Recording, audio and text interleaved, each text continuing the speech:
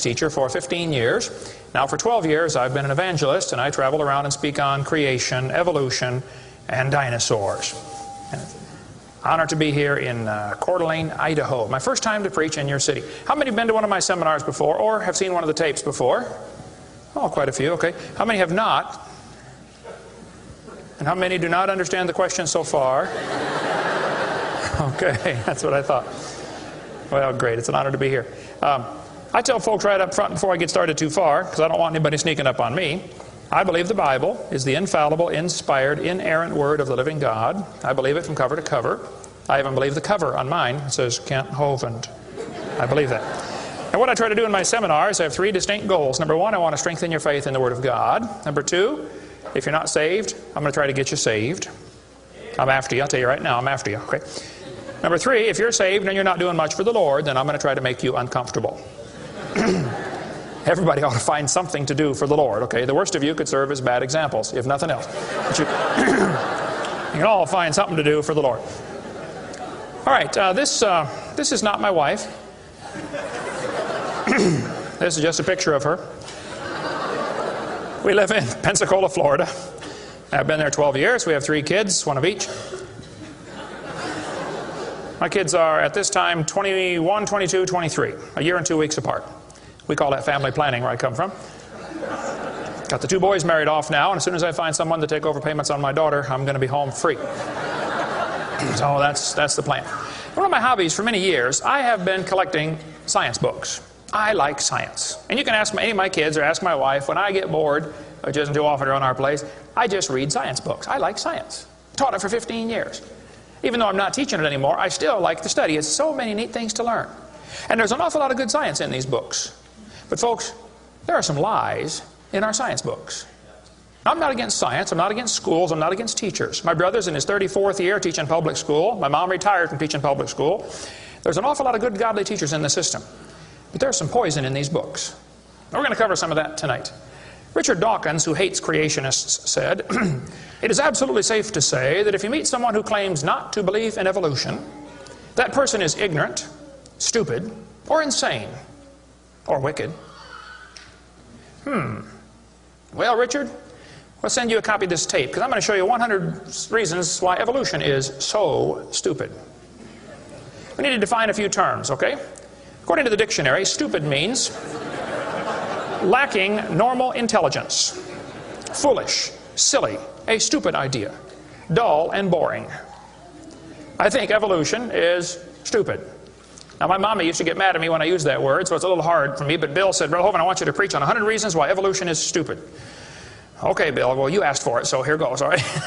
Let's define some other terms now. The word evolution has at least 6 different meanings, and I've done 58 debates now, and if you're going to get into a debate on evolution with anybody, you better first define what you're talking about, because this is a very slippery term, okay? First, we have cosmic evolution. That would be the Big Bang. There is no evidence whatsoever for that. We'll get into that in just a moment.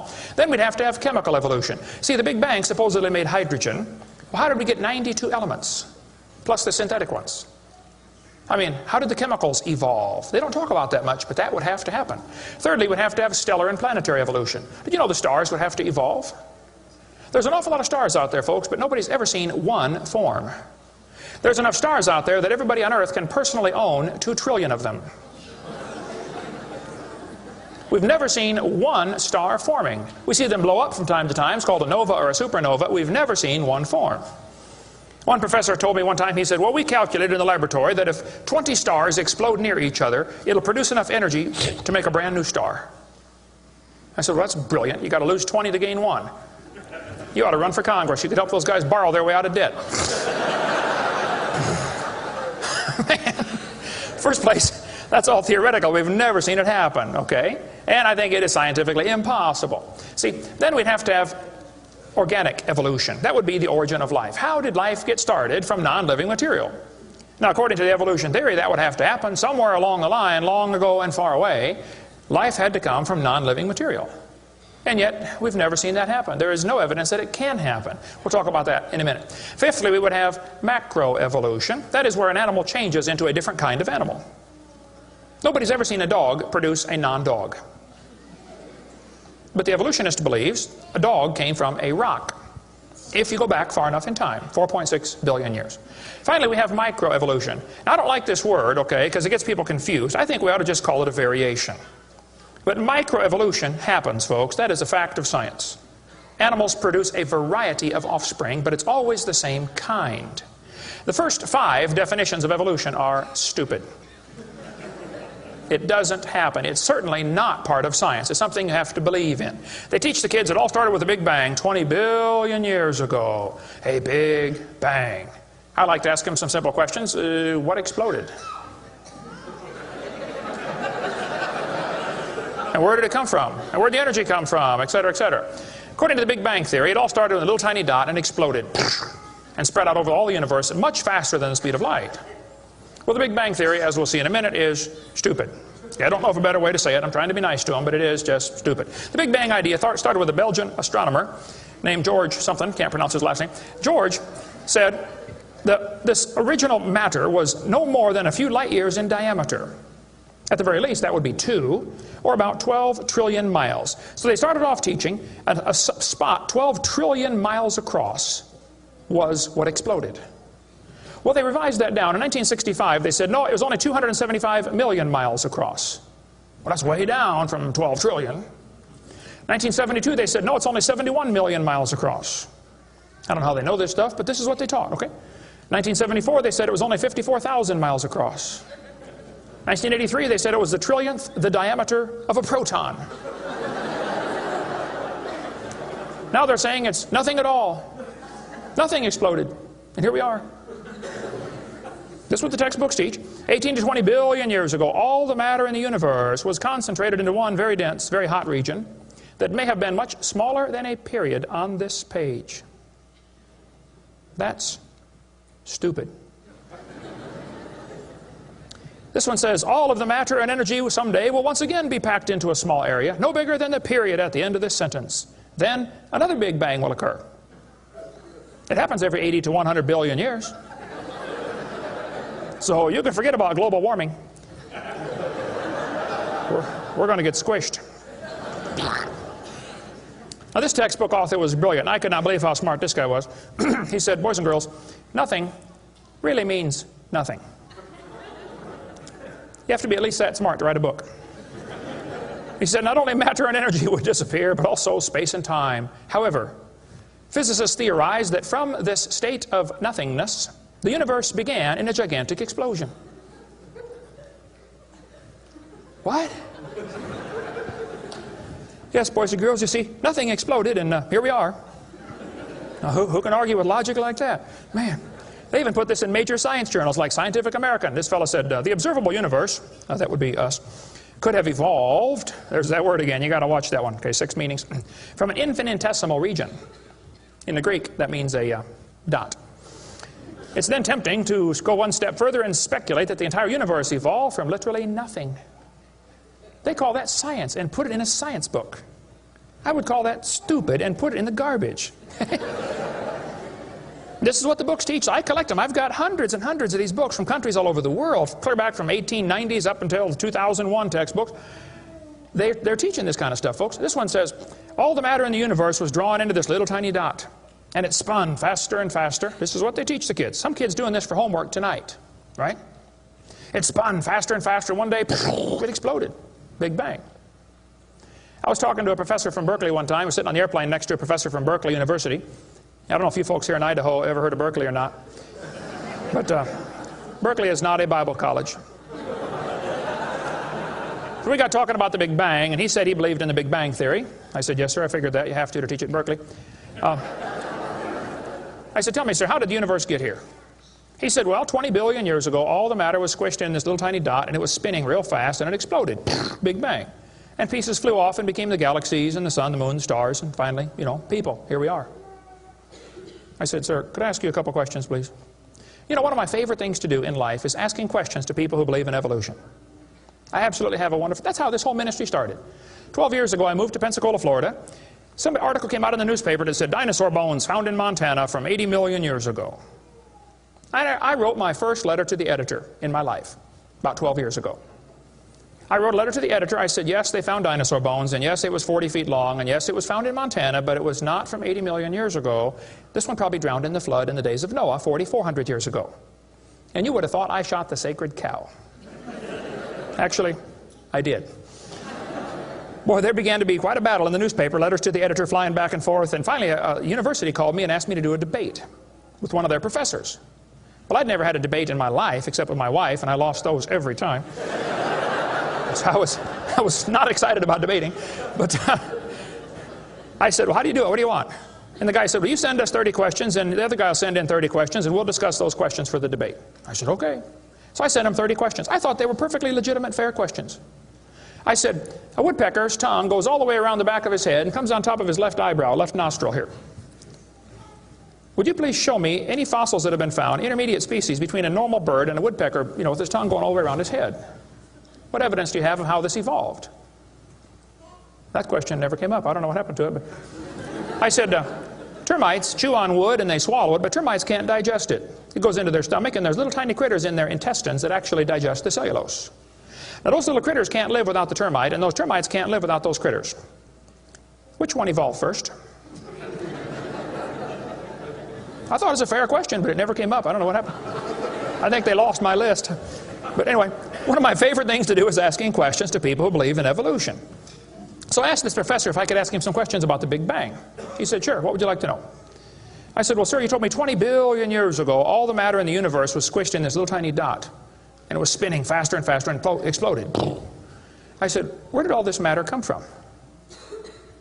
He said, well, we don't know that for sure. I said, okay, now, sir, hold it. If I told you that I believe about 6,000 years ago God created the heaven and the earth, like the Bible teaches, you're going to say, and where did God come from?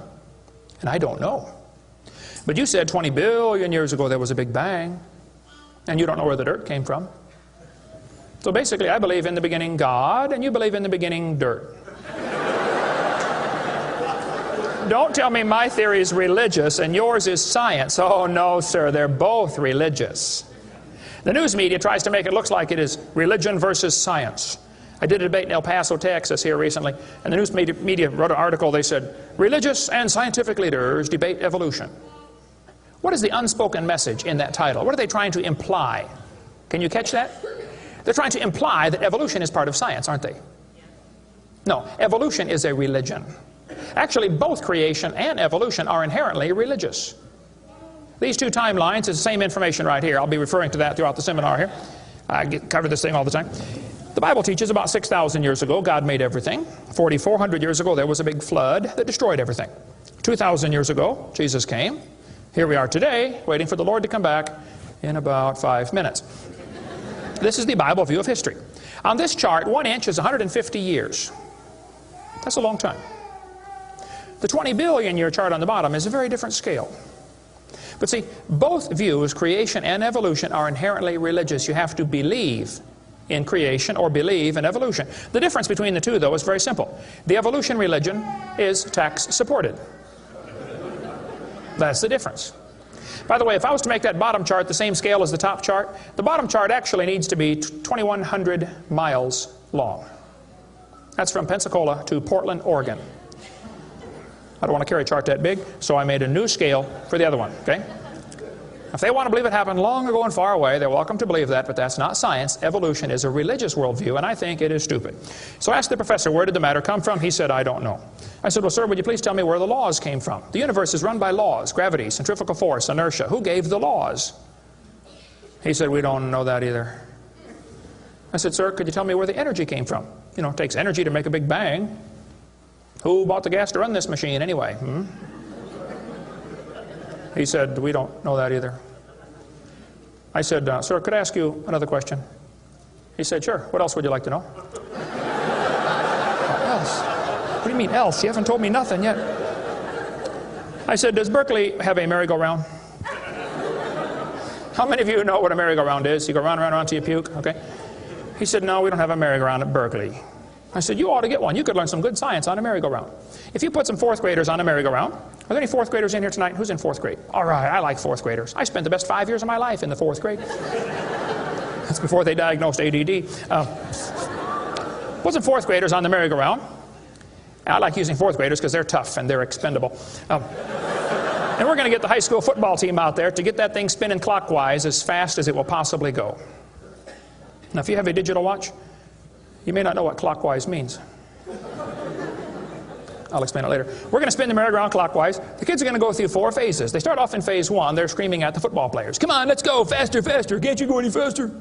You get up around 30 miles an hour. The kids enter phase 2, where they stop screaming. They just quietly concentrate on trying to hang on for dear life. You get up around 60 miles an hour. The kids enter phase 3, where they start screaming again. But now they're screaming, stop, stop, please, slow down. Don't stop, though. Keep going faster and faster. When you get to about 100 miles an hour, you should enter phase 4.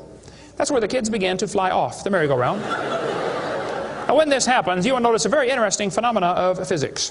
If the merry-go-round is going clockwise, when the kid flies off, the kid will be spinning clockwise until he encounters resistance, like a tree or telephone pole.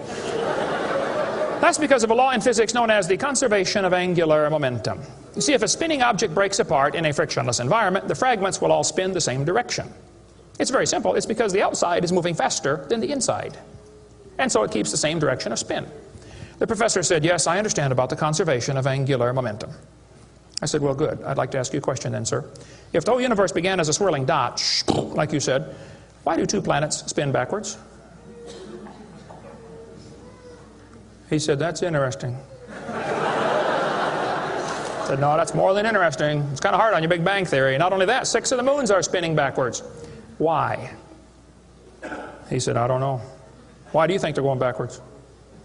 I was hoping he was going to ask that. I said, well, sir, I believe it's very simple. You see, I believe in the beginning God created the heaven and the earth, and God did it that way on purpose, just to make the Big Bang Theory look stupid.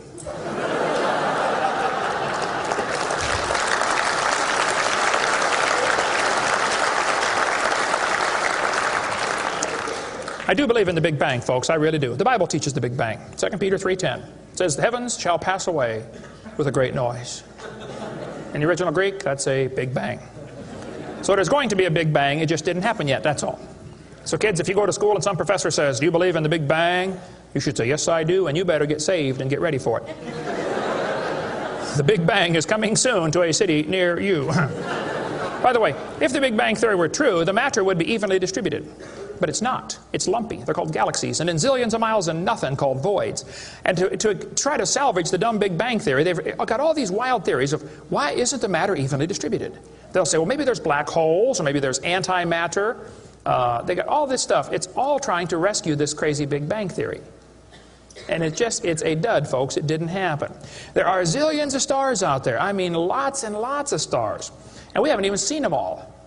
If star births, they ought to at least equal star deaths, and they don't. We see a star blow up about every 30 years. It's called a nova or a supernova. Well, then how come there are only 300 dead stars out there that we can see, supernovas? That's only a few thousand years worth, isn't it? There ought to be trillions of them, if evolution were true. This fellow said, I have a little hesitation in saying that a sickly pall now hangs over the Big Bang Theory. Yep. I think it is stupid. Now, if you want to believe it, that's fine. I don't care what anybody believes. That doesn't bother me. But see, the problem is they want to use my tax dollars to teach that to your kids in our schools. And that's where the problem comes in. Okay? If you want to believe in the Big Bang, just enjoy yourself. But keep your religion at home.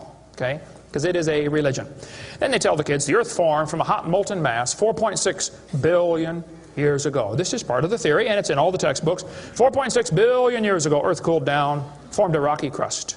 I think that is stupid, and I'll show you why. Was the earth ever really a hot molten mass 4.6 billion years ago, and it cooled down? This textbook says, as earth formed, the surface was like the moon. There were hot pools of bubbling lava. I don't think so. My Bible says the Spirit of God moved upon the face of the waters. So the earth was not created a hot molten mass. It was created under water, which means it has to be less than 212 degrees Fahrenheit or 100 degrees centigrade, or it wouldn't be water, it would be steam. So the earth was never a hot molten mass according to Scripture. Then when you look in the granite rocks, you find little tiny halos made of polonium. Now these polonium halos are absolutely amazing. Robert Gentry, a friend of mine from Knoxville, Tennessee area, he has been studying radiopolonium halos for a long time. I met him back in the year 2000 and went down to his laboratory and I got to see some of the halos through the microscope. These little polonium halos are interesting because they have a half-life of less than a few minutes. If the rock was hot when the polonium, radioactive polonium, decayed and sent out the little particles and made the halo, it would melt away. Like at 4th of July, they shoot fireworks up, makes a circle. Does the circle stay there? No, it all falls down, right? There are probably none up there now from the last 4th of July, are there? You'd have to freeze the whole atmosphere to keep that sphere in place. This polonium would have to be decaying in a rock that is already solid. So the Earth was never a hot molten mass. Get Robert Gentry's book if you want a lot more on that. But all over, the granites all over the world contain these polonium halos. So it is stupid to say the Earth was a hot molten mass. We have scientific evidence it was not. Here they tell the kids, though, the Earth was hot with large pools of bubbling lava, and that is just stupid. It can't possibly be true. Then they tell them life got started about 3 billion years ago. See, according to the theory, 20 billion years ago there was a big bang. 4.6 billion years ago the Earth cooled down, formed a hard rocky crust, and it rained on the rocks for millions of years and turned them into soup. And the soup came alive about 3 billion years ago. This is what the books teach. This fellow says, both the origin of life and the origin of major groups of animals remains unknown. How did life get started anyway? Well, this textbook tells the kids, oceans formed as it rained on the rocks for millions of years. Yes, boys and girls, millions of years of torrential rains created great oceans. And swirling in the waters of the oceans is a bubbling broth of complex chemicals. Progress from a complex chemical soup to a living organism is very slow. Well, I guess it is. It's totally stopped. Doesn't even happen. That's how slow it is. This one says, the first self-replicating systems must have emerged in this organic soup. Was your great-great-great-great-great-great-great-great-great-great-great-grandpa soup? I think that's stupid, okay? Now, if they want to believe it, that's fine. I don't care what they believe, but don't call it science. What happened back in the 1950s, a guy named Miller and Urey wanted to know how the Earth and solar system had come to be.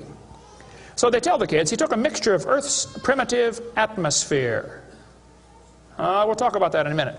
He never proved how life originated, but he did add evidence to the theory that life could have started by itself. Well, is that true? Now, did he really do that? Well, let's just study the facts here.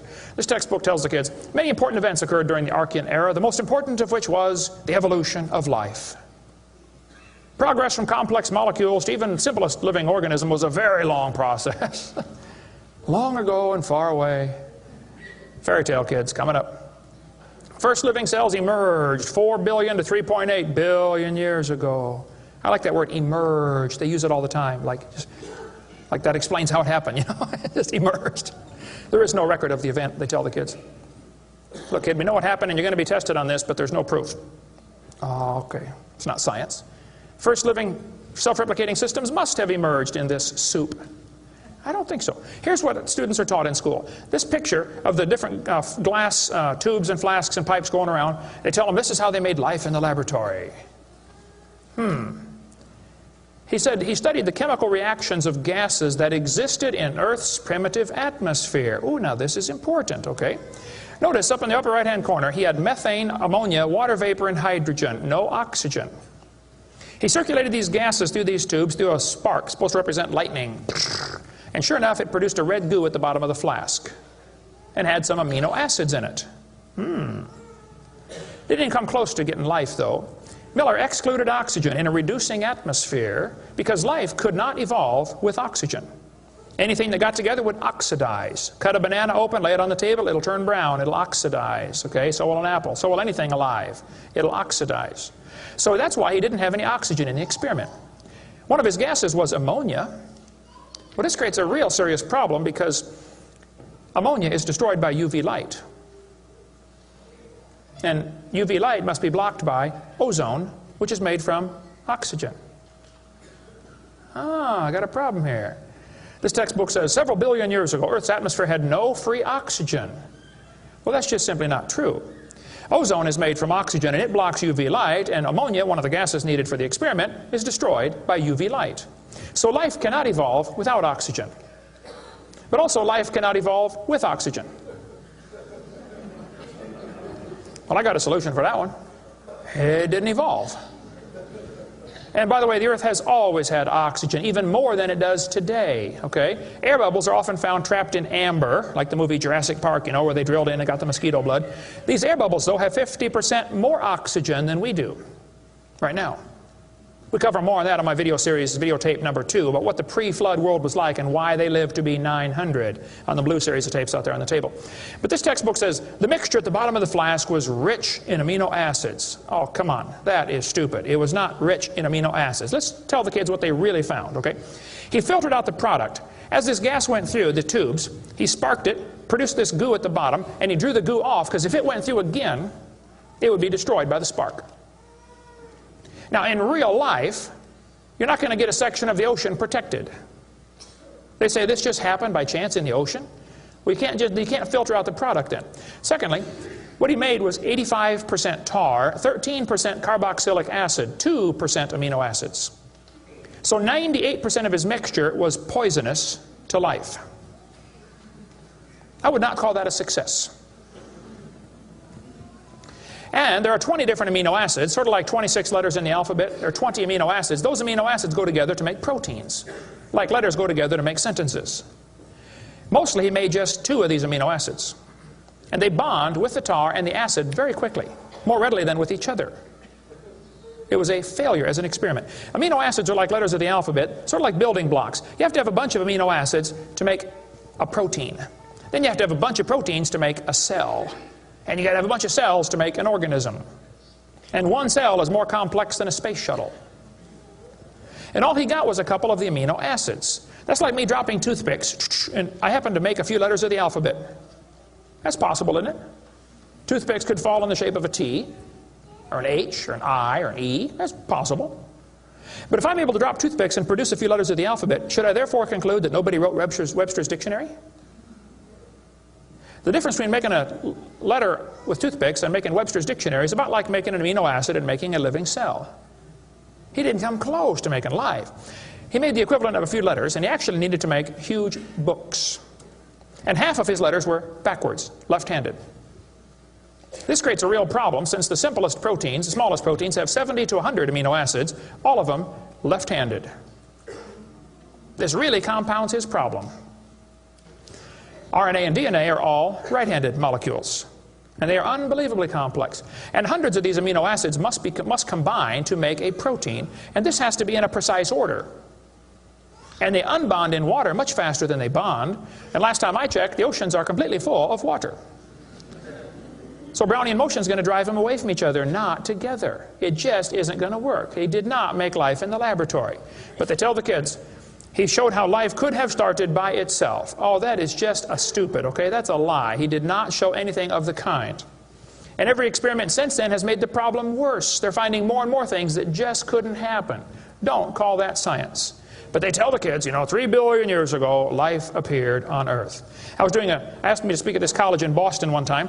This preacher called all the colleges and universities around Boston and said, would you like to have Kent Hovind come speak at your college? Finally, one professor said, yes, he can come speak at our school if our professors can ask him any questions they want, because we want to show our students how dumb these creationists really are. So the preacher called me and said, Brother Hovind, would you like to speak at this college and let them make fun of you for a couple hours? I said I would be honored. So I showed up. There were 6 professors and all their students. I felt like Daniel in the lion's den. I got my charts out and I said, now folks, I believe the Bible. Nobody cheered. I said, I believe about 6,000 years ago God made everything. The world's not millions of years old. 4.6 billion years ago, there was a big flood. I'm sorry, 4,400 years ago, there was a big flood, not 4.6. And 2,000 years ago, Jesus came, and I gave them the basic Bible story, okay? Then I told them what they believe. Because most of them don't know what they believe, you have to tell them. You guys believe 20 billion years ago there was a big bang where nothing exploded and produced everything. 4.6 billion years ago the earth cooled down, made a hard rocky crust. It rained on the rocks for millions of years, turned them into soup, and the soup came alive 3 billion years ago. And this early life form found somebody to marry. Boy, now that's a good trick. And something to eat, of course, and slowly evolved into everything we see today. One professor was getting kind of upset about this time. I seem to do that to them. He said, Mr. Hovind, there are hundreds of varieties of dogs in the world. I said, yes, sir, you're right about that. He said, "Do you mean to tell me that you believe all these dogs came from 2 dogs off of Noah's Ark? You expect me to believe that?" Ha, ha, ha. I said, "Sir, would you look at what you're teaching your students? You're teaching your students that all the dogs in the world came from a rock."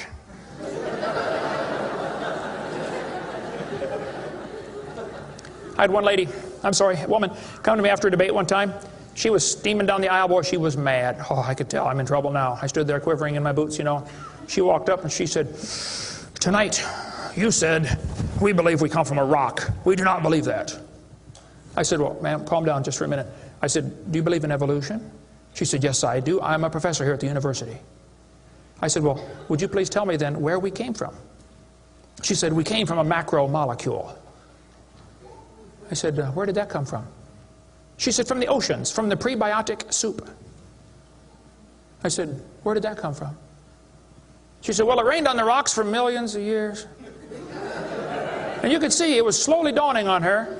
I do believe I come from a rock, don't I? "Yes, ma'am, you do. You ought to be proud of it. Hey, don't step on Grandpa, whatever you do." Look, that's stupid, okay? There's no kind way to say it. There's a great book dealing with some of the flaws in the Miller experiment. If you want more on that for your kids to study out there on the table, get the book Icons of Evolution. Then they tell the kids that these plants and animals, not only did life evolve from non-living material, then this life had to learn to reproduce itself. Why would any organism want to reproduce more of its own kind when that's only going to increase competition for the food supply? Why didn't they instead evolve the ability to live forever and be happy? Huh? You ever think about that? I was in a debate one time, and we had question and answer time at the end. The student stood up and he said to the evolutionist, he said, "Sir, how did male and female evolve?" The professor got up and he said, "Well, that is a giant mother may I step in the evolution story." A mother may I step? This is science. Wow. Well, so according to them, you know, for the next few billion years or hundreds of millions of years, you know, life learned to produce something other than its own kind. Of course, today everything only produces its own kind, but they say long ago and far away, they were able to do something different. Textbooks will say we started like a bacteria and slowly evolved to a human. I think that's stupid. But if you want to believe that, that's perfectly fine. Those trees of life that they put in the textbooks for your kids are a bunch of nonsense. And even evolutionists will admit that. Stephen Jay Gould, the Marxist professor at Harvard University, he says that evolutionary trees that adorn our textbooks are not the evidence of fossils. It's only inference. We infer, we imply, we hope it happened this way. This textbook says, all the many forms of life on Earth today are descended from a common ancestor. What? You mean the birds and the bananas have a common ancestor? Isn't that what he says? Found in a population of primitive unicellular organisms. Well, in the first place, there's no such thing as a primitive unicellular organism, okay? One single cell is more complex than a space shuttle. There's no such thing as a primitive single-celled organism. We talk about that on video number 4 of our series. But he says, all the forms of life are descended from a common ancestor found in a population of primitive unicellular organisms. What were those first cells like? How do we know? What events led up to their formation? No traces of those events remain. Did you catch that? Hey kid, we know what happened, but there's no proof. Primitive, huh? This one says the humans, mammals, birds, crocodiles all had a common ancestor. Well, anything inside that circle is religious speculation. It is stupid. Reptiles produce reptiles, dogs produce dogs, people produce people, and there's never been an exception to that. Darwin said, though, if my theory be true, here's his book right here. You can look on page 211. He said, if my theory be true, numberless intermediate varieties must assuredly have existed. Boy, you're right about that, Charlie. I mean, to change from a rock to a dog would take a few changes. David Robb, who believes in evolution very strongly, says, in the years after Darwin, his advocates hoped to find predictable progressions. In general, these have not been found, yet the optimism has died hard, and some pure fantasy has crept into textbooks. Oh, you're kidding. Fantasy in our textbooks? Oh, yep. They tell the kids they have evidence of evolution from fossils. I don't think so. That is stupid, okay? If you find a fossil in the dirt, all you know is it died. You don't know that it had any kids, do you? And you sure don't know that it had different kids. I mean, think about it. You're in a court of law. You bring in a bone to the judge. Judge, I found this bone in the dirt. This is the ancestor of all the humans today. They would laugh at you. You don't know that that's the ancestor of anybody, do you? And why on earth would you think a bone in the dirt can do something animals today cannot do? Animals today can only produce the same kind, right? Dogs produce dogs, folks. Luther Sunderland asked all the major evolutionists, he said, where is the evidence for evolution? They all said, well, somebody else has it. We don't have it over here. So he wrote a letter to Colin Patterson. He's the director of the British Museum of Natural History. They've got the largest fossil collection in the world. He said, Mr. Patterson, I read your book on evolution. I noticed you didn't show us the missing links. Why didn't you show us the missing links? Patterson wrote back and said, I fully agree with your comments on the lack of evolutionary transitions in my book. If I knew of any, fossil or living, I would certainly have included them. I will lay it on the line, there is not one such fossil. There are no missing links, folks. No chain is missing. Even Stephen Gould admitted the absence of fossil evidence for intermediary stages is a persistent and nagging problem for evolution. We got the theory, we know it's true, now we just need the evidence. That's the way they think about it. Richard Goldschmidt said, maybe the first bird hatched from a reptile egg.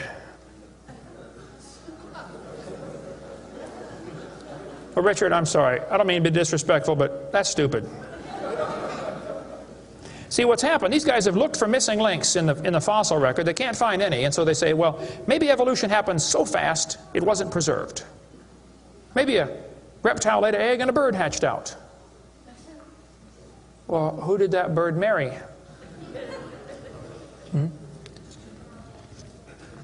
There's only about a zillion differences between a reptile and a bird. We'll get into that later sometime if we get time. But if they want to believe that, that's perfectly fine. Here's what happened. Charlie Darwin graduated from Bible college to be a preacher in the Anglican Church in 1830. He couldn't get a job, so his dad pulled a few strings and got him a job on board HMS Beagle. He's going to sail around the world and collect bugs. And while he's sailing around, he stopped off at these islands right there called the Galapagos Islands. There on those islands, Charlie noticed there were 14 different varieties of finches. Charlie studied the birds very carefully and said, you know what, I think all these birds had a common ancestor. I bet you're right, Charlie. It was a bird. And then Charlie said in his book on page 170, he said, it is a truly wonderful fact that all animals and all plants throughout all time and space should be related to each other. Now, hold on a minute. You see 14 kinds of birds and you conclude that birds and bananas are related. That's stupid. You should conclude that those 14 kinds of birds had a common ancestor, but that's as far as it ever goes, folks, okay? I don't know of a kind way to say it, Charlie, but that's stupid. Okay, we don't ever see a bird produce a non-bird. See, dogs produce dogs, and you might get quite a variety of dogs. Roses produce roses. That is called microevolution. Now, that is a fact, folks. It happens. It is observable. It is scientific. I don't think we ought to use that word, microevolution. We should just call it a variation. But they use it, so, just so I qualify that, it's a lousy term. It gives what's called a free rider effect to the rest of the 5 religious ideas of evolution. You might get a big dog or a little dog, but you're always going to get a dog when you crossbreed your dogs. And I would go so far as to say probably the dog, the wolf, and the coyote had a common ancestor. This Irish textbook shows different dogs, and it calls it divergent evolution. Oh, come on, giving it a fancy name doesn't change a thing. It is still a dog. And a 3-year-old can tell you. Anybody in here 5 years old? Who's 5 years old? 5 years old. What's your name? Misty. Here we have a dog, a wolf, a coyote, and a banana. Which one is not like the others? Dog, wolf, coyote, and banana. Banana. All right, let's give Misty a hand. Very good. The other ones. Some of these college professors can't tell. Look, there's a variety of dogs, folks, and they probably had a common ancestor. It was a dog. Okay? It's just a dog. See, variations happen within the dog kind. You get a big dog or a little dog, but there are limits to these variations. Haven't the farmers been trying to breed for bigger pigs for a long time? They try to get the biggest pig they can, don't they? Do you think they'll ever get a pig as big as Texas? I bet there's a limit in there somewhere, isn't there? Roaches become resistant to pesticides after a while. Do you think they'll ever become resistant to a sledgehammer? I bet there's a limit. Yeah, okay. They still produce the same kind of plant or animal. That's not evolution. That's just a variation of the same kind, okay? And the information for that variety was already present in the gene pool. No new information is ever added. The dogs or the pigs don't learn to fly or become pink. Okay, there's no new information added, just scrambled information. And the gene pool of the new variety is now more limited than before. Somebody spent years crossbreeding dogs to develop a Chihuahua. All that work to make a dog that is 100% useless.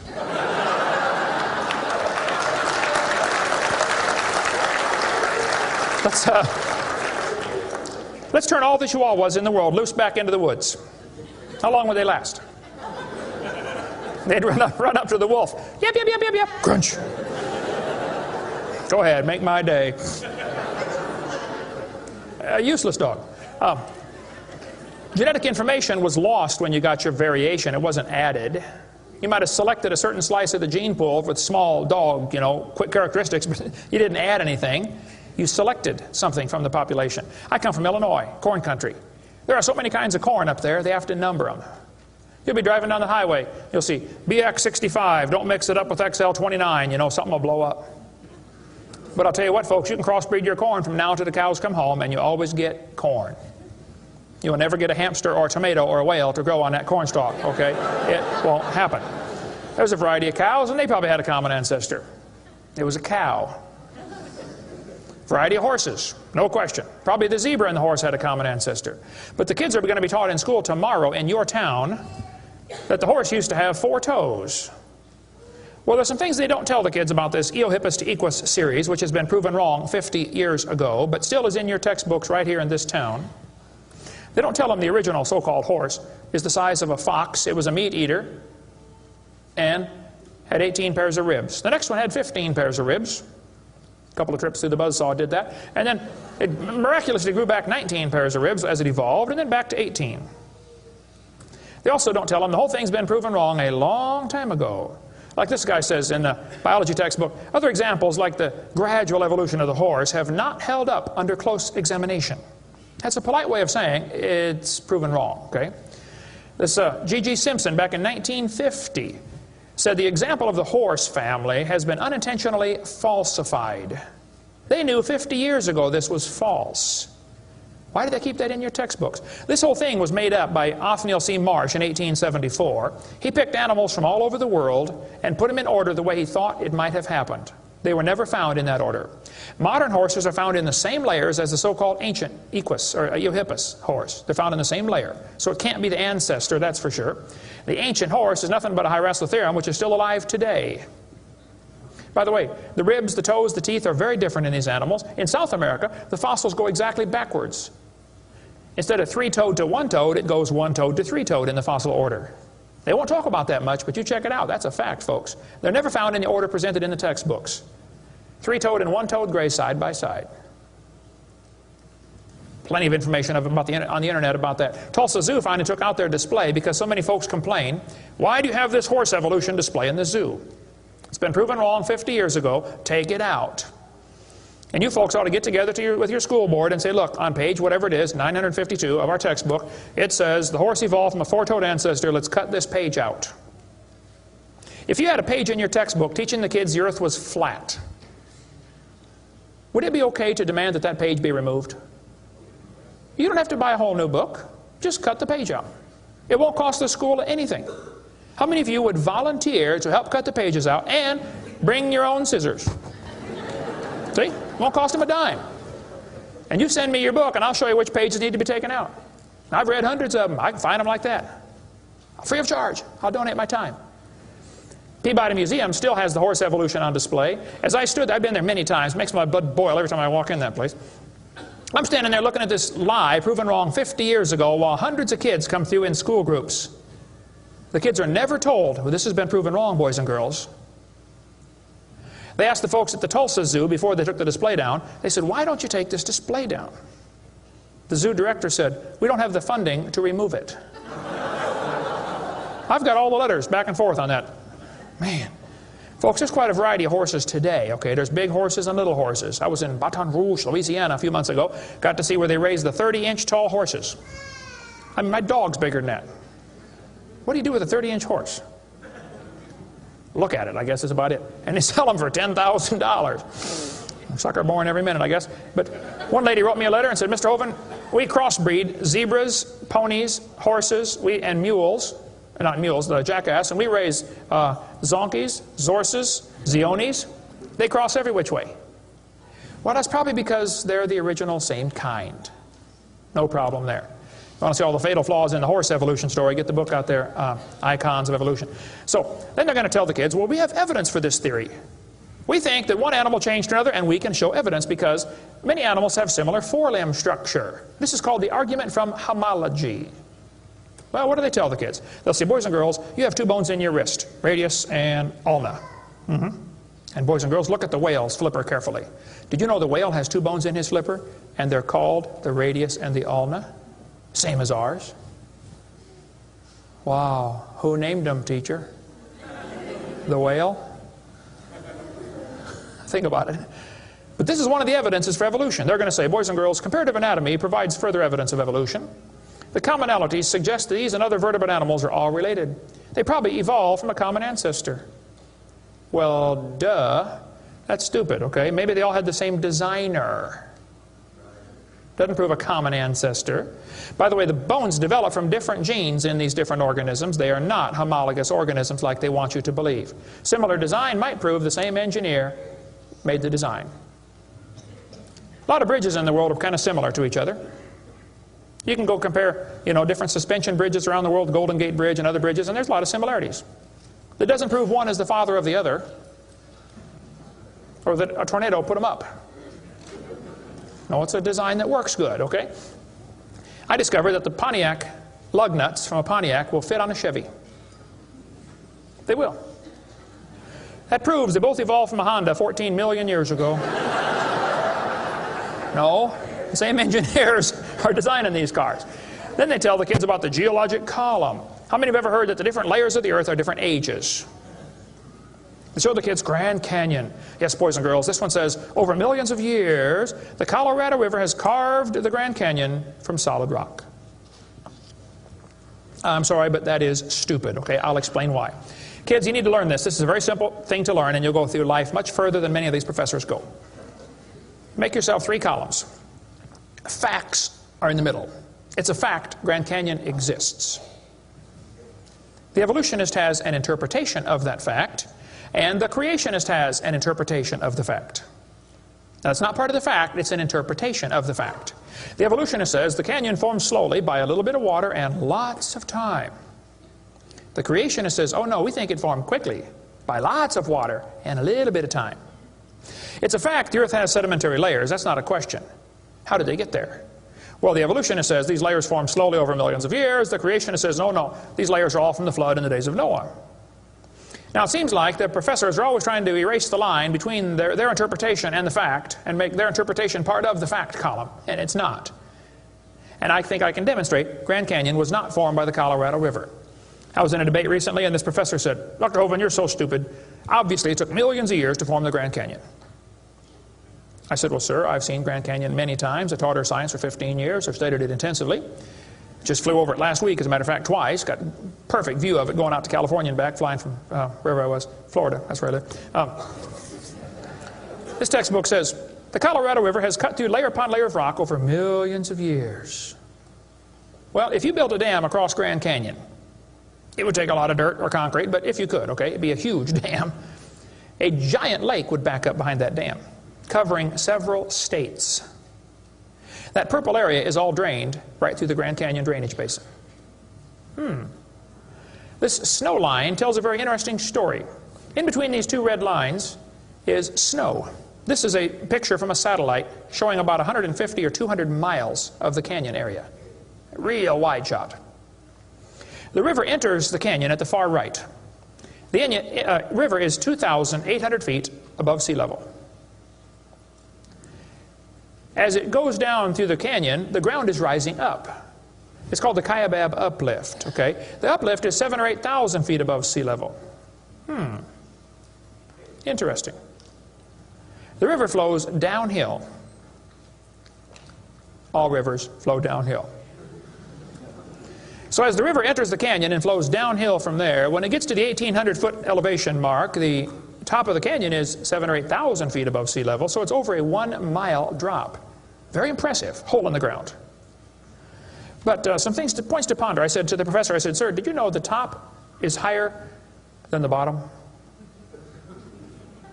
He said, yeah. I said, did you know the river only runs through the bottom? He said, yeah. I said, sir, the top is higher than where the river enters the canyon by 4,000 feet. Rivers don't flow uphill. There's no delta. Where's all the mud that washed out? There's no way that river made that canyon. Grand Canyon is a breached dam, a spillway that washed out. There was a lake probably for some length of time after the flood and got too full and all that water went roaring through there. Probably carved that canyon out in a couple of weeks. Not millions of years. Absolutely impossible for that river to have made that canyon. We cover lots more on that on videotape number 6 of our series. But they tell the kids, the Colorado River made this canyon slowly over millions of years. I'm sorry, that is stupid. That can't possibly be true. They need to learn the facts. Charlie Lyell, back in 1830, he was a lawyer from Scotland. Somebody calculated one time that if all the lawyers in the world were laid end to end around the equator, we would all be better off.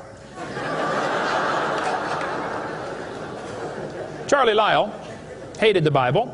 In 1830, he wrote this book right here. Oh, I got it down on the table. I picked up the wrong one. Principles of Geology. Here it is on this table. Charlie Lyell wrote this book, 1830. In this book, he mocked at scriptures. He hated the Bible. You can see it mocking all through they're here.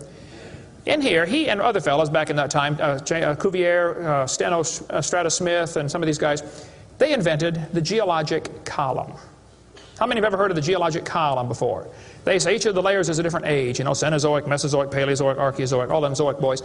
And they gave each layer of rock a name, like maybe you saw the movie Jurassic Park, and an age, and an index fossil. This was done in 1830, way before there ever was a carbon dating, or potassium argon dating, or lead-208, lead-206, uranium-235, uranium-238. Didn't exist, folks. The dating text didn't exist. They just made up these numbers out of the clear blue sky. The geologic column is the Bible for the evolutionist. It can only be found one place in the world, the textbooks. There is no geologic column, and they know it. This fellow says, if there were a column of sediments, unfortunately, no such column exists. The geologic column is a hoax. It does not exist. It is stupid. Those layers cannot be different ages. If the geologic column were all in one place, it would be 100 miles thick. Didn't happen. By the way, if the geologic column were true, if you look at the side of Grand Canyon and see all these thousands of layers, why are there no erosion marks between the layers? Don't you think if one layer sat there for 10 million years waiting for the next one, it would rain once or twice? No erosion marks between the layers. Interesting. Oh, something to consider anyway. Those layers are all deposited very rapidly, and I think we can demonstrate that scientifically. If you take a jar of dirt, put some water in it and shake it up, and set it down, it'll settle into layers for you automatically. It just takes a few minutes. It's called hydrologic sorting. The gravels go to the bottom, and then the sands and the silts and the clays. It'll sort just like that, folks. Go home and do it with a jar. You'll see what I'm talking about. Years ago, I was preaching in Union Center, South Dakota. Union Center is right there. It's not even on the map. There are 40 people in the whole town. 38 of them came to church. I don't know where the other 2 were. But they showed up later, I guess. But the preacher said, hey, Brother Hovind, let's go down to Rapid City, South Dakota. They've got a museum down there with a bunch of dinosaur bones. I said, all right, I like dinosaurs, let's go. So we all drove down to the museum. The guide met us at the door. He said, would you like me to give you a tour? We said, that would be great, sir. The first place we stopped on the tour was the geologic time scale, the big chart. They got it behind glass so the kids can't touch it. You know, this is holy, sacred. And the guide said, now, boys and girls, this layer of rock right here is about 70 million years old. My daughter was 12 at the time. She raised her hand. She said, mister, how do you know that layer is 70 million years old? He said, well, honey, we tell the age of the layers by what kind of fossils we find in them. They're called index fossils. Oh, she said, thank you, sir. We walked around the other side of the dinosaur, and we're standing over here, and the guide said, now folks, these bones you're looking at are about 100 million years old. My daughter raised her hand again. She said, mister, how do you know those bones are 100 million years old? He said, honey, that's a good question. We tell the age of the bones by which layer they come from. She said, excuse me, sir, but when we were standing over there, you told me you knew the age of the layers by the bones, and now you're telling me you know the age of the bones by the layers. She said, isn't that circular reasoning? I thought, wow, a chip off the old block. That guide had the strangest look on his face. It was almost as if he were thinking.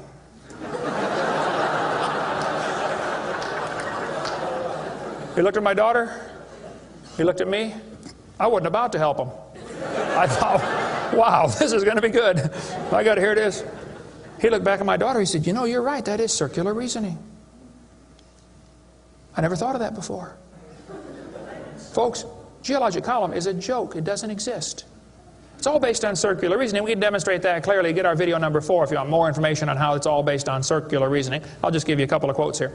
This guy says, the rocks do date the fossils, but the fossils date the rocks more accurately.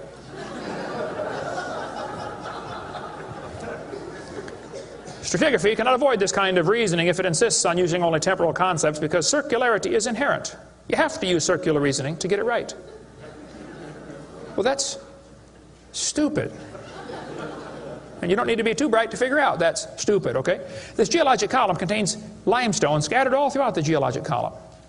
I like to ask him the question, I say, fellows, you have limestone scattered all through this column. How do you know the age? I mean, it's all limestone.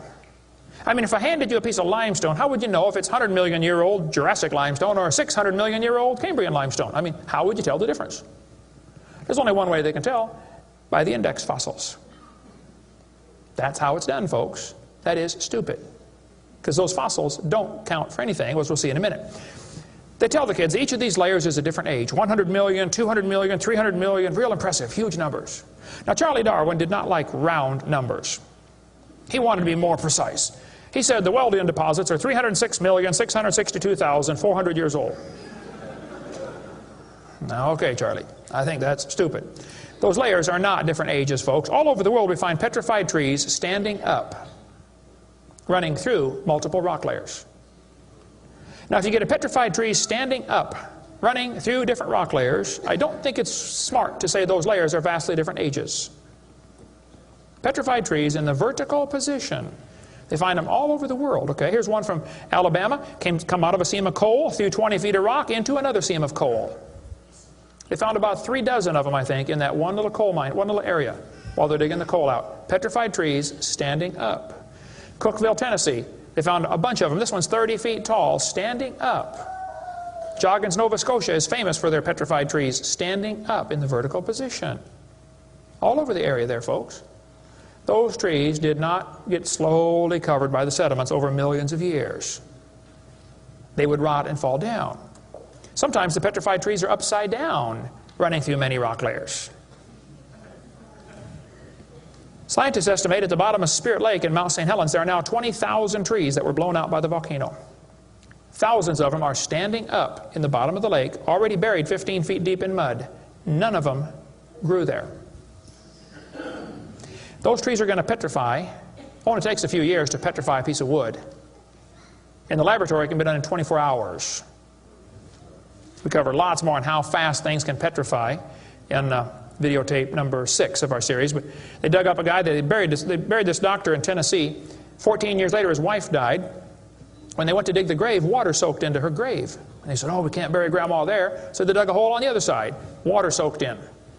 So they dug a hole and buried Grandma somewhere else. And then the kids got worried about Grandpa, and so they went and dug up his grave. The arms had rotted off, but the rest of the body had petrified in 14 years, turned to stone from water running through the coffin. I got tons of material on how fast things can petrify. Those layers are not different ages. They all formed in one big flood in the days of Noah. To tell the kids the layers are different ages is stupid. That just simply is not true. So what about carbon dating and potassium argon dating and rubidium strontium dating and lead-208, lead-206, uranium-235, uranium-238? Well, we'll cover that after a quick break here. Show you some ways that this is just stupid, okay? That's not a way to tell the age of anything. We're going to give you some more evidence that evolution is stupid. Now, if you want to believe in it, that's perfectly fine. I don't care what you believe in. But the devil is laughing at you for believing in that. He has you fooled, and he's laughing at you. Okay? If you want to believe you came from a rock, well, you just enjoy yourself. But that's not science. God made this world. God loves you. God has a plan for your life. And if you don't want it, well, that's your business. But God loves you, and He wants you to come to heaven. And if you'd like to find out how to go to heaven, come see me. I'll be glad to show you. I'm going. It's not because I'm good. If I get what I deserve, I'm in serious trouble. But I've been forgiven by the blood of Jesus Christ. You can have the same thing. After the break, we'll show you some more things that make evolution stupid. Coming up next. Thank you.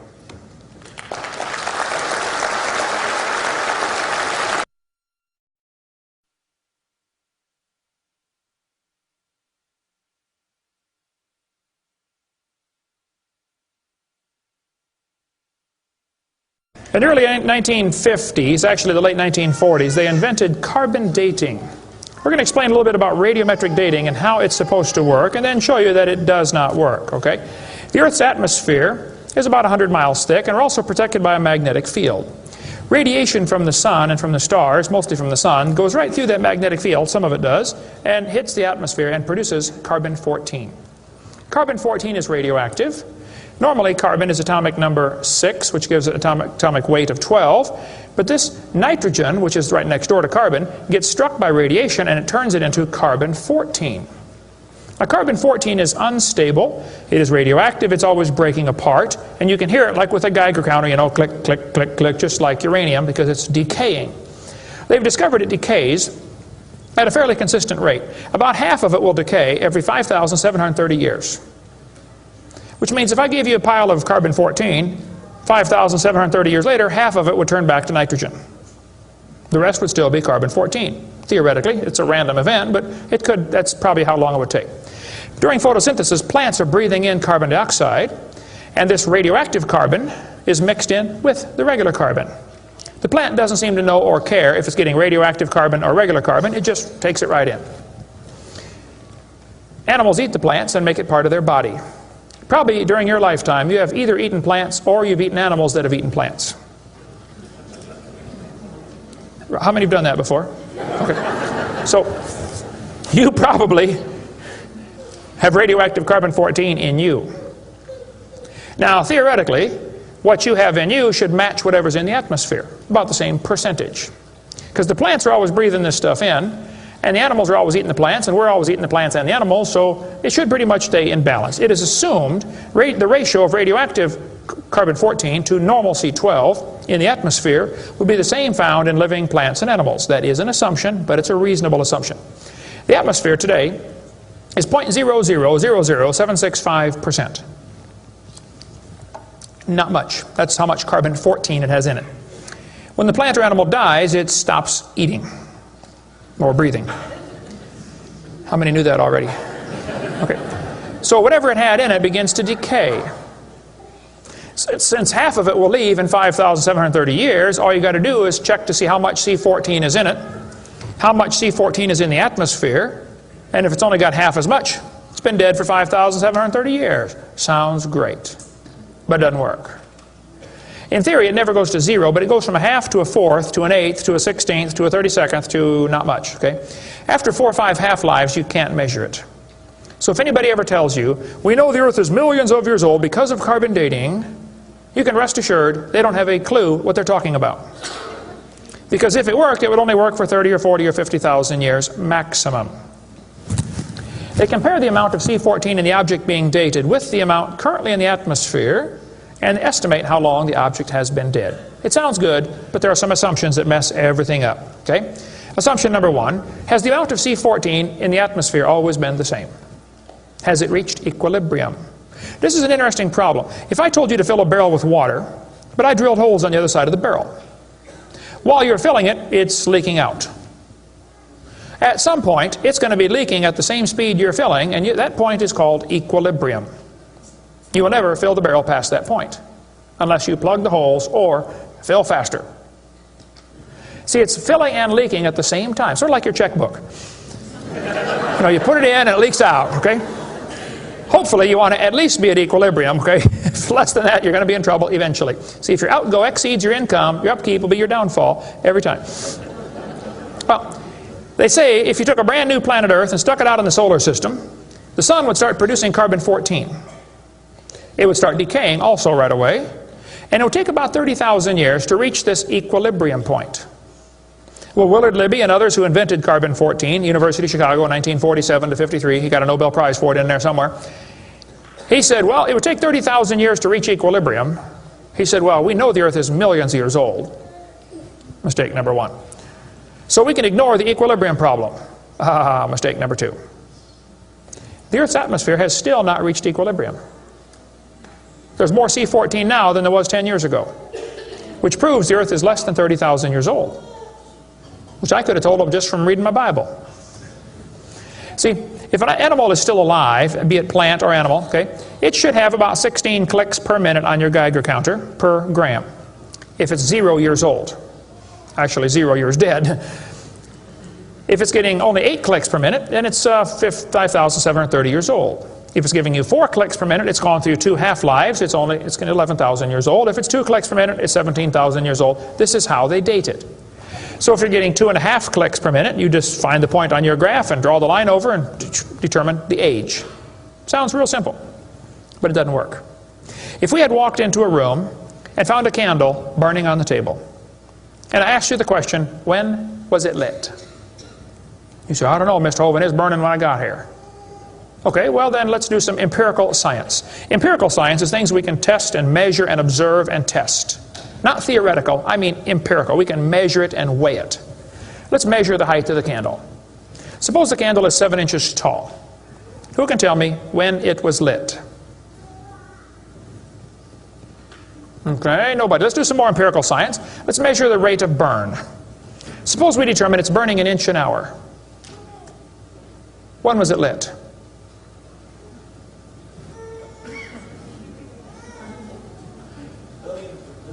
Billions of years ago. You're going to have a hard time telling me unless you're willing to make some assumptions. How tall was it when it started? Oh, we don't have any idea. Has it always burned at the same rate? Oh, we don't know that either, do we? You find a fossil in the dirt, you can measure how much C14 is in it. Very accurately, by the way. And you can measure how fast it's decaying. That's just like measuring the height of your candle and how fast it's burning. Now, when did that animal die? You don't have a clue. Unless you're willing to assume that the C14 when it was alive is the same as we have today, and assume the rate of decay has always been the same down through history. You can't prove either of those. Living mollusk shells were carbon dated at 2,300 years old. Hello, they're still alive. Freshly killed seal carbon dated 1,300 years old. Shells from living snails carbon dated 27,000 years old. That's stupid. He's still alive, okay? I know snails are slow, but 27,000 years, he'd be dead, okay? One part of a mammoth is 29,000 years old, another part's 44,000. One part of Dima was 40,000 years old, another part was 26,000, and the wood next to it is 9,000. The lower leg of a mammoth is 15,000 years old, the skin is 21,000. 2 mammoths found side by side in Alaska, one is 16,000, one's 22,000. Which number is right? Living penguins carbon dated 8,000 years old. 11 human skeletons, the earliest known human remains in the Western Hemisphere, were dated by accelerator mass spectrometer. All 11 dated about 5,000 radiocarbon years. Lava from a 1801 Hawaiian lava flow was 1.6 million years old. Well, hello is not even 200. Another volcano erupted in Hawaii in 1959. When they dated the lava, it was 8.5 million years old. At least potassium argon dating for that, not carbon. Mount Etna in Sicily, I climbed Mount Etna when I was over there some time ago, erupted in 1972, 350,000 years old. Mount St. Helens built a new lava dome in 1982. They dated it, got numbers from 350,000 to 2.8 million. It's not even 20 years old. Here's what you ought to consider about carbon dating. Samples of known age, it doesn't work. If it's a sample of unknown age, it is assumed to work. That's stupid. In the last 2 years, an absolute date has been obtained for the Gandong beds above the Trinil beds. It has the very interesting value of 300,000 years, plus or minus 300,000 years. Boy, they nailed that one right on the head, didn't they? See, back in 1770, George Buffon said the Earth is 70,000 years old. 1905, the official age of the Earth was 2 billion. When they went to the moon, they said the Earth and the moon are 3.5 billion years old.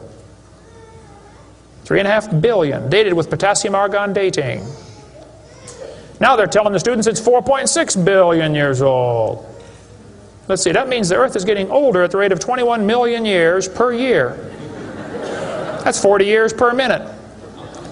Aging rapidly, folks. That's stupid, okay? All they do is add more time to make the theory look more reasonable. Long ago and far away. And when you prove it couldn't happen, they say, well, it was longer ago and farther away. Then they're going to tell the students one of the evidences for evolution is embryology. Now, there aren't too many things about this whole theory that make me angrier than this, so I'm going to try to stay calm and cool and collected while we discuss this. Ernst Haeckel, an embryology professor at University of Jena in Germany, loved evolution theory. When Darwin's book came out, Ernst Haeckel read that book the next year and said, wow, this is a great theory. All we need now is some evidence. 9 years later, they still had no evidence. So Ernst Haeckel decided to help Charlie out. He was an embryology professor, the study of animals before they're born. You know, the different embryos of all these different animals. He made drawings that were fake to make them look alike. The students are taught we have evidence from development. I don't think so. The similarity between early stages in development of many different animals helped convince Darwin that all forms of life shared common ancestors. Actually, Darwin considered this by far the strongest single class of evidence in favor, a class of facts in favor of his theory. This is stupid, folks. I'll show you. This textbook says, the human embryo growing in the mother has gills like a fish. Those little folds of skin are not gills, okay? Excuse me. Those little wrinkles under your chin when you're growing up later develop into bones in the ear and glands in the throat. They never have anything to do with breathing. I've seen folks that have 5 or 6 chins and they can't breathe through any of them but the top one. Those are not gill slits. Ernst Haeckel, though, said the turning point in his thinking was when he read Darwin's book, 1860. Haeckel took a drawing of a dog and a human embryo and he changed them to make them look exactly alike. His fake drawings looked almost identical. On top are the real drawings, underneath are Haeckel's fake drawings. He lied, folks, intentionally. He made huge charts of his posters of his drawings of these embryos and traveled all over Germany and just about by himself converted the Germans to believing in evolution.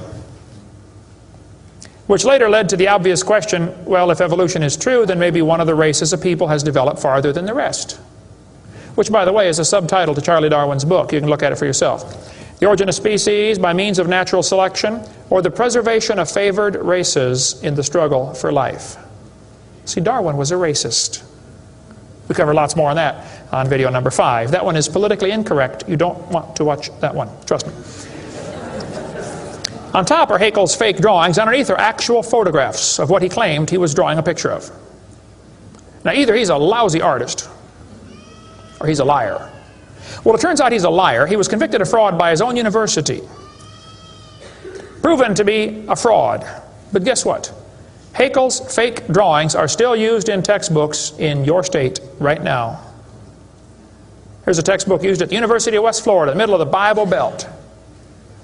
It's only been proven wrong 125 years ago. I know it takes a while to get textbooks up to date, but that ought to be plenty of time. That's stupid. Those are not gill slits on the embryo.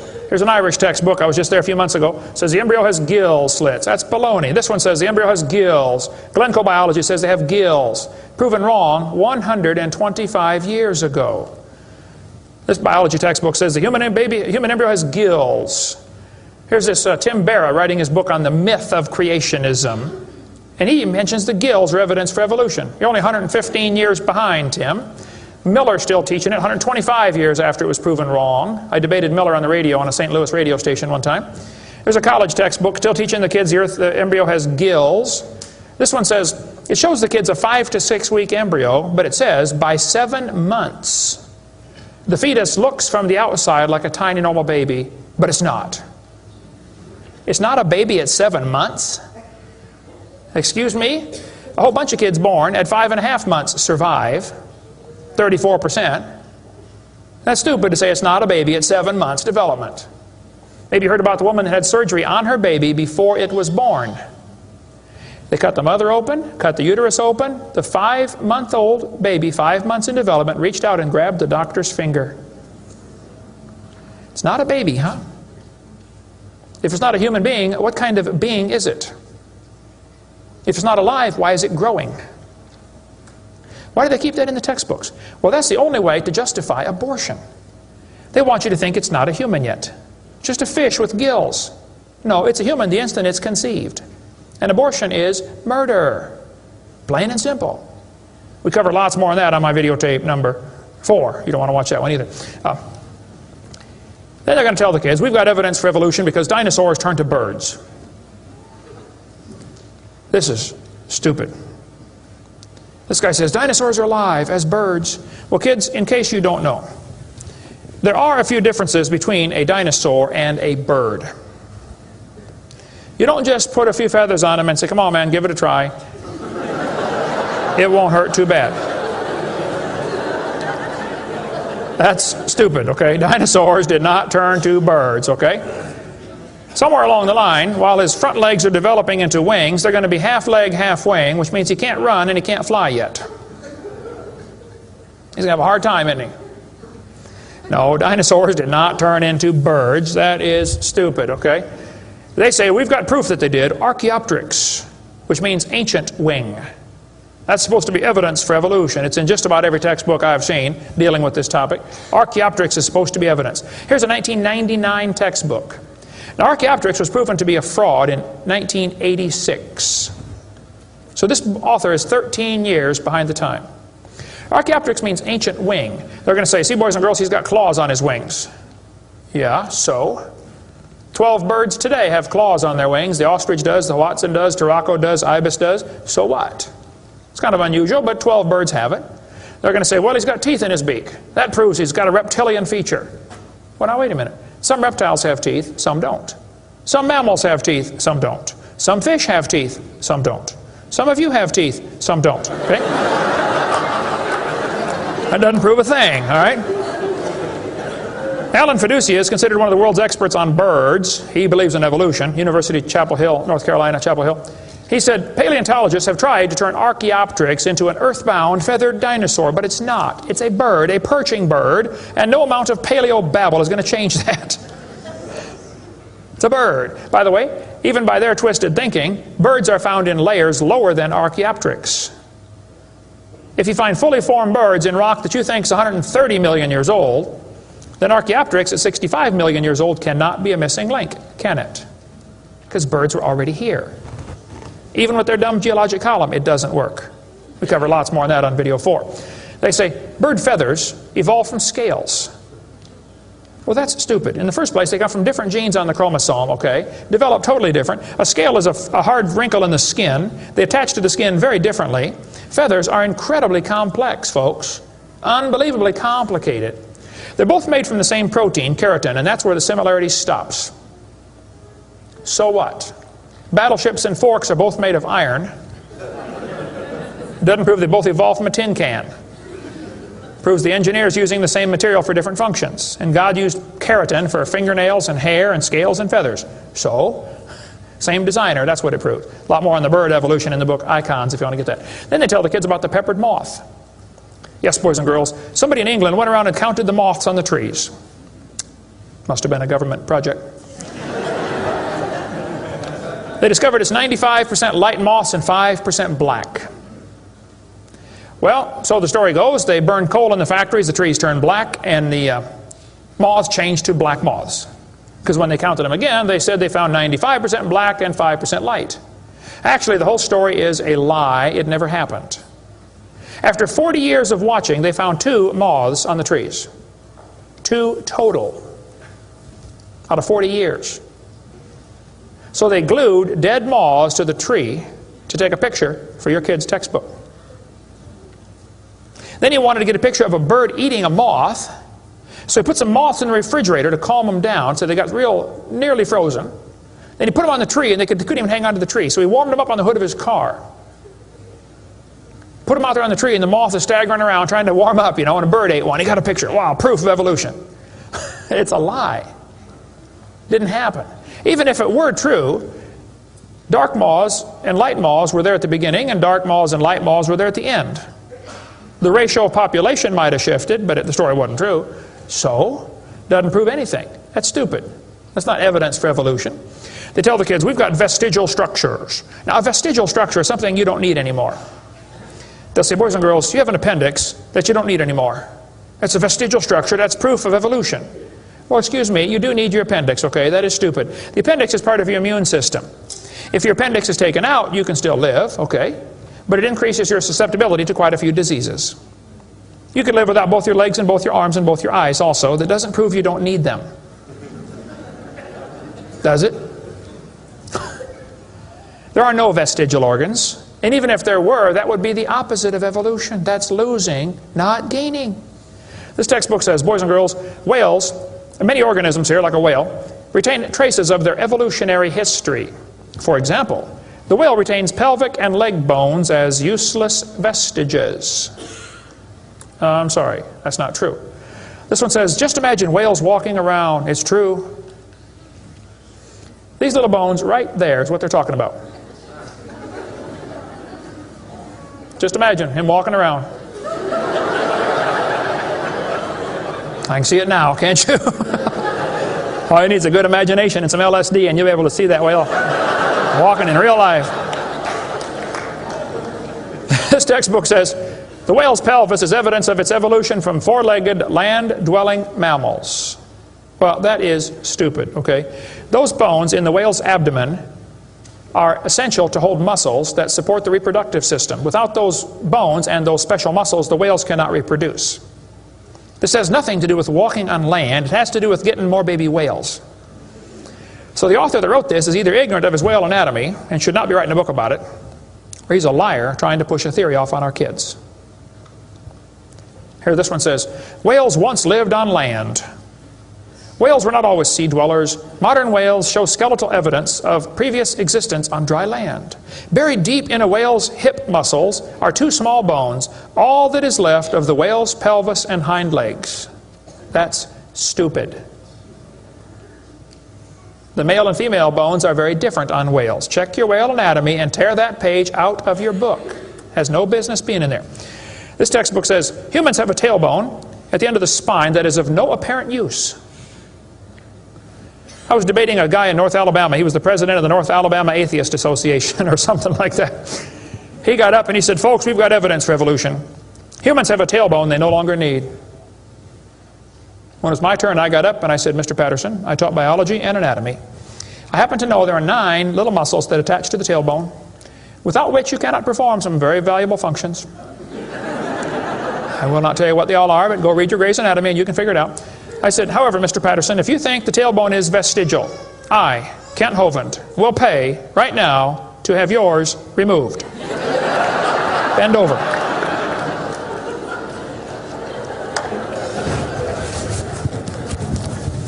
That is stupid, folks. The tailbone is not vestigial. This one says, the coccyx, that's the tailbone, the small bone at the end of the human vertebral column, has no present function and is thought to be the remainder of bones that once occupied the long tail of a tree-living ancestor.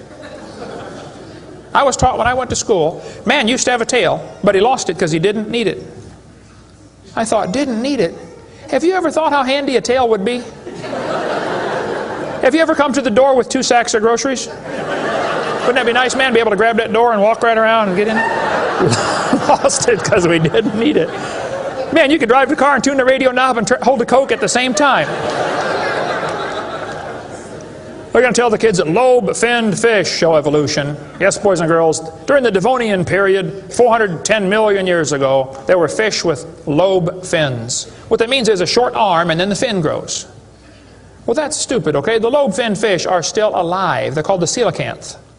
And when they found the first coelacanth in 1938, first people didn't believe it. They said it can't be true because they died millions of years ago. When they finally proved, yes, they're still here, all they said was, wow, they survived for millions of years. Never dawned on them to maybe question the whole theory. Never dawned on them. When Dr. Roy Mackal went to Africa and did expeditions on dinosaurs still alive in the African swamp, University of Chicago microbiology professor Dr. Roy Mackal wrote this book. He went over there twice, interviewed folks who've seen living dinosaurs. People who've never seen a white man. When he showed them the Apatosaurus, they said, yeah, that's Mokele Mbembe. He lives out in the river. He's not friendly. Don't get close. Dr. Mackal said, fellas, that's a dinosaur. They've been dead for 70 million years. The natives said, well, we're sorry. We didn't know about that. All we know is we see them out there once in a while. So Mackal gets back, writes this book, and says, folks, there are still some dinosaurs alive in Africa. Then he says, it's amazing. They survived for 70 million years. Never will cross his brain that maybe your basic theory is wrong. That thought will never enter his mind, I don't think. It ought to. Lobe-finned fish are still alive, folks. They tell them trilobites are good index fossils for rock that is 600 million years old. Well, that's stupid, okay? There's a human shoe print where a guy stepped on and squashed a trilobite. How could a human step on a trilobite? If they 500 million years ago. One guy said, maybe aliens visited the planet and stepped on a trilobite. Trilobite had the most sophisticated eye ever found in nature. It's one of the first animals to evolve, and it's already got the most complex eyeball. I don't think so. The whole thing about index fossils is stupid. Okay, there aren't any index fossils. The graptolites are the index fossil for 410 million year old rock, and yet they're still alive right now in the South Pacific. They tell the kids the dinosaurs are index fossils for 70 million year old rock. Folks, dinosaur blood was found inside the bone. Don't you think it's going to decay in less than 70 million years? There's enormous evidence that man and dinosaurs have always lived together. We cover that for 2.5 hours on video number 3 of our Blue series of tapes. Gene Thomas, missionary friend of mine, was in the Congo swamp for 42 years as a missionary. He said, I had 2 pygmies in my church that killed and ate one. Yes, dinosaurs are still alive. California, 1925, this thing washed up on the beach called California's Nessie. Laid there on the beach and rotted away. Here's a guy behind it with a rifle. In the front you can see the critter's head. Neck going off to the right. The neck was 20 feet long. One atheist wrote me a letter and said, Hovind, you're so stupid. Don't you know that was a whale? Show me any neck on a whale, would you please? No, I think dinosaurs have always lived with man. They were called dragons for most of history. People killed most of them. There could be a few still around. It wouldn't affect me at all, okay? I don't think there's a lot of them, but there could be a few still out there. They changed the name in 1841 to dinosaur. That's all that happened.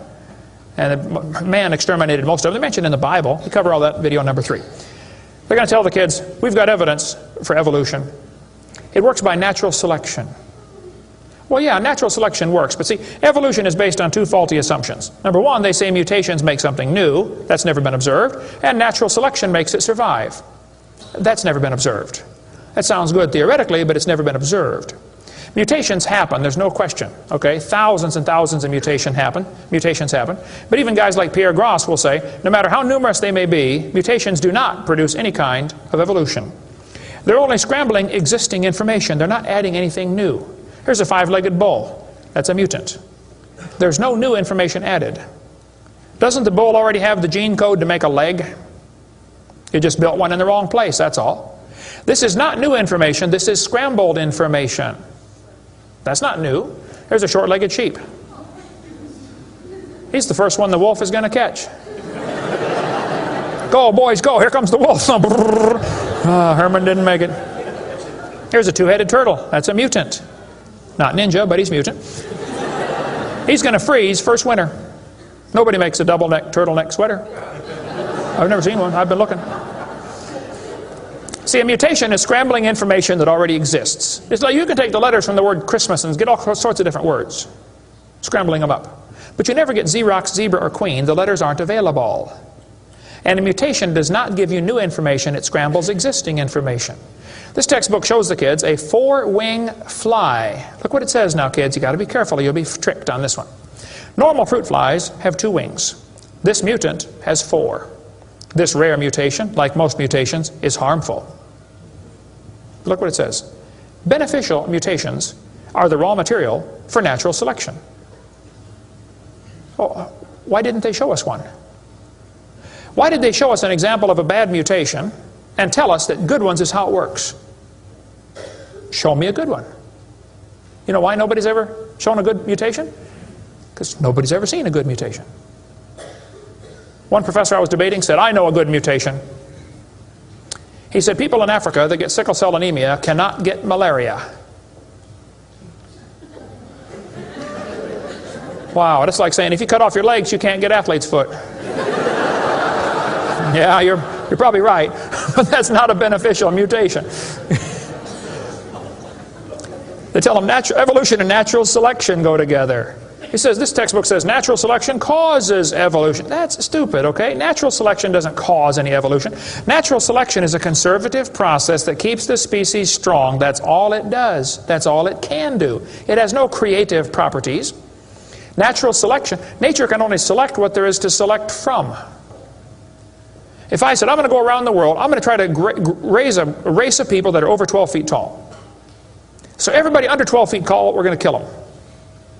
Year after year, we kill everybody under 12 feet tall. Well, there's nobody to select from, is there?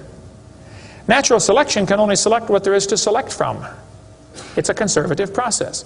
If you worked in a factory that produced cars, and your job was to check for defects, you know, kick the tires, slam the doors, etc., drive it around, and you caught every single mistake, and you rejected it, how long would it take that process to change the car to an airplane?